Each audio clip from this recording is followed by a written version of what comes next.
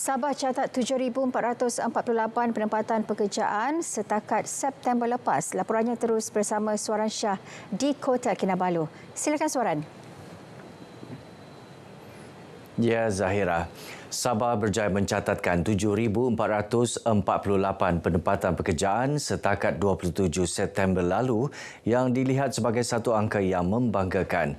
Ketua Menteri Datuk Seri Panglima Haji J. Noor berkata penempatan pekerjaan itu hasil usaha kerajaan melalui Pertubuhan Keselamatan Sosial Perkeso dan pelbagai agensi untuk meningkatkan kebolehpasaran rakyat negeri ini.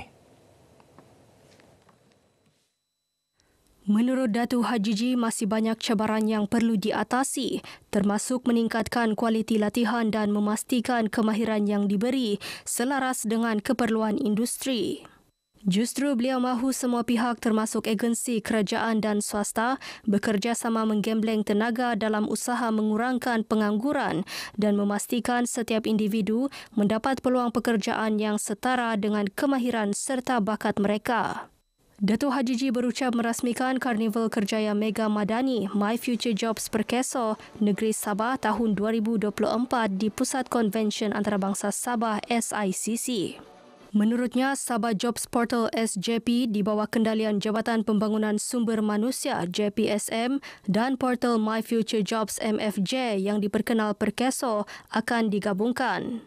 Usaha tersebut bagi menyediakan perkhidmatan pencarian pekerjaan yang lebih efisien kepada rakyat negeri ini. Program Sejahtera Masyarakat melalui pendidikan profesional Prospek berupaya memperkasa pembangunan modal insan di negeri ini. Inisiatif Fakulti Perubatan dan Sains Kesihatan Universiti Malaysia Sabah UMS itu dilihat mampu meningkatkan minat pelajar luar bandar dalam bidang sains, teknologi, kejuruteraan dan matematik STEM.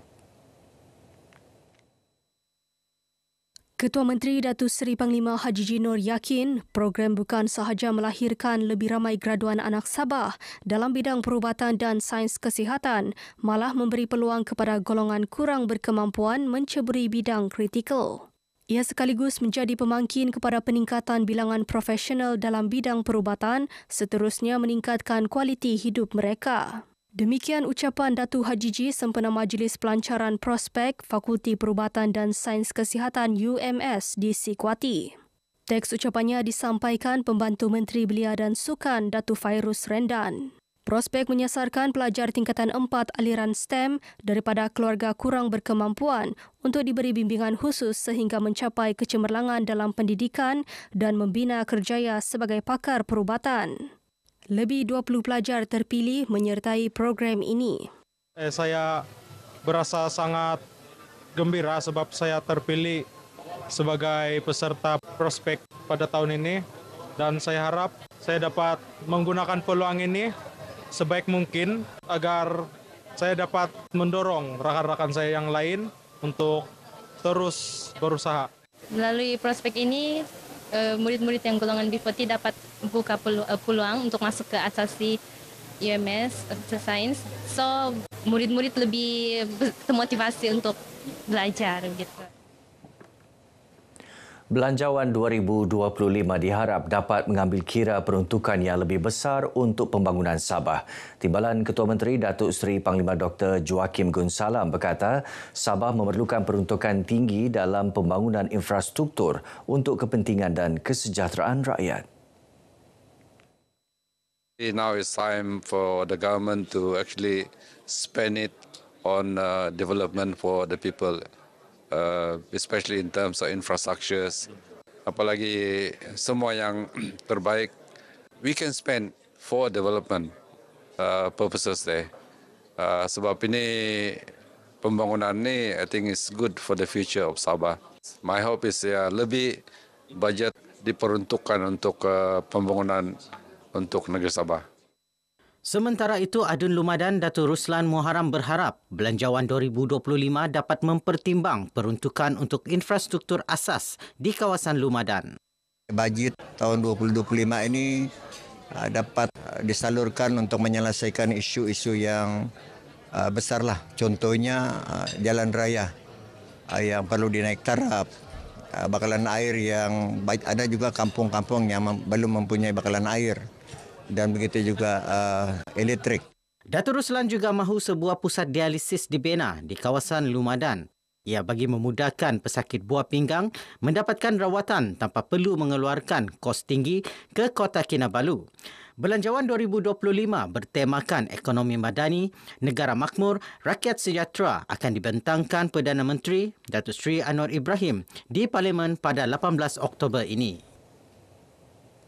Lonjakan 2 kali ganda pengambilan pelatih jururawat iaitu daripada 1,000 kepada 2,000 orang setiap tahun antara usaha Kementerian Kesihatan KKM memenuhi keperluan perkhidmatan kesihatan yang semakin meningkat. Permohonan juga meningkat 3 kali ganda iaitu 3.4 juta dengan 32% daripadanya adalah anak Sabah. Timbalan Menteri Kesihatan Datuk Lukan Isman Awang bagaimanapun berkata, jumlah itu masih belum dapat menampung keperluan perkhidmatan dengan peningkatan pembukaan fasiliti baharu hospital dan klinik seluruh negara. Untuk kota bagi tahun ini kelak, semenanjung Malaysia di dalam lingkungan 3,820 orang dan sebanyak 7%, Sabah 16% iaitu 890 orang dan Sarawak 14%. Bersamaan dengan 790 orang. Dan ini adalah merupakan usaha kita untuk meningkatkan produksi pengeluaran jururawat dan juga personal-personal kesihatan yang berkelayakan yang akan memasuki fasilitis kita kelak. Beliau ditemui media dalam istiadat Convocation Institut Latihan Kementerian Kesihatan Malaysia ILKKM Zon Sabah di Kota Kinabalu. 699 graduan ILKKM diraikan dalam istiadat ini. Universiti Malaysia Sabah UMS sentiasa peka dan prihatin terhadap kebajikan pelajarnya khususnya golongan kurang berkemampuan. Naib Chancelornya Profesor Datuk Dr. Kasim Mansur memberitahu pelbagai inisiatif dilaksana bagi mempermudah urusan kemasukan mereka ke universiti itu. Ini termasuklah membantu pelajar membuat permohonan bantuan keuangan berkaitan selain menyalurkan pelbagai bantuan yang disediakan kerajaan kepada pelajar memerlukan. Ini merupakan sebahagian daripada tanggungjawab universiti dan kita tahu UMS yang telah ditubuhkan pada tahun 1994 memang universiti untuk masyarakat, untuk rakyat. Memang daripada dulu lagi memang kita sentiasa peka, very sensitif tentang keperluan pelajar-pelajar yang tidak mampu untuk datang. Beliau memberitahu sidang media selepas menyambut ketibaan pelajar Fakulti Perhutanan Tropika UMS, Chris Nanalina Jumis. Chris Nanalina, 20 tahun, dijemput pihak bahagian hal ehwal pelajar UMS di kediamannya di Kampung Dalamas, Paitan. Sebelum ini kisahnya tular di media sosial selepas dilaporkan menghadapi kesukaran membayar yuran pendaftaran masuk ke UMS. Lebih 5,000 penduduk sekitar Keningau menyertai pelbagai aktiviti sukan dan rekreasi sempena Hari Sukan Negara HSN 2024 peringkat negeri yang diadakan di Kompleks Sukan Keningau. Ia membuktikan komitmen rakyat negeri ini menerapkan amalan gaya hidup sihat melalui sukan. Ketua Menteri Datuk Seri Panglima Haji Jinor berkata, penglibatan rakyat dalam HSN bukan sahaja menerapkan budaya bersukan, malah platform penyatuan dalam kalangan masyarakat. Beliau berucap merasmikan HSN 2024 peringkat negeri. Teks ucapannya dibacakan Menteri Belia dan Sukan Datuk Elron Angin. Sementara itu, HSN peringkat Pantai Barat yang berlangsung di Papar turut disertai lebih 5,000 masyarakat setempat. Antara acara diadakan termasuk kayuhan madani, larian ria madani, berjalan untuk negara selain kejohanan bola sepak 9 sebelah tertutup Paparian.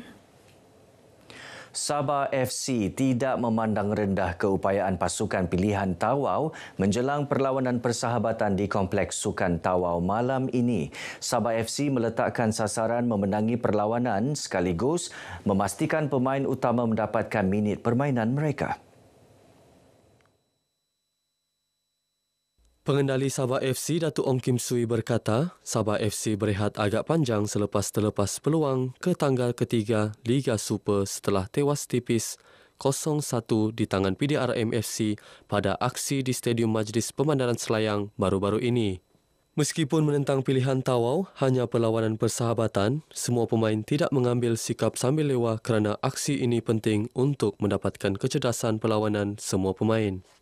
Kita tahu ini perlawanan persahabatan, tetapi ini lebih penting bagi saya melihat daripada segi corak permainan kita selepas kita bermain dengan pasukan Polis tempoh hari, dan kita harus memperbaiki apa kelemahan kita yang kita dapat lihat ketika kita tewas dengan pasukan Polis, dan ini bagi membentukkan keserasian sebelum kita bermain dengan pasukan Perak. Mengulas mengenai penyertaan semula Muhammad Shukri Baharun ke Sabah FC, Datuk Kim Sui berkata, Muhammad Shukri perlu berusaha lebih keras berikutan Sabah FC kini mempunyai ramai pemain di bahagian tengah. Baik, sekian paparan dari Sabah untuk petang ini. Untuk lebih banyak perkembangan dalam berita wilayah, kembali bersama Zahira. Dari sungai hingga segara Palestin, pasti merdeka. Teruskan Zahira. Baik, terima kasih Suaran.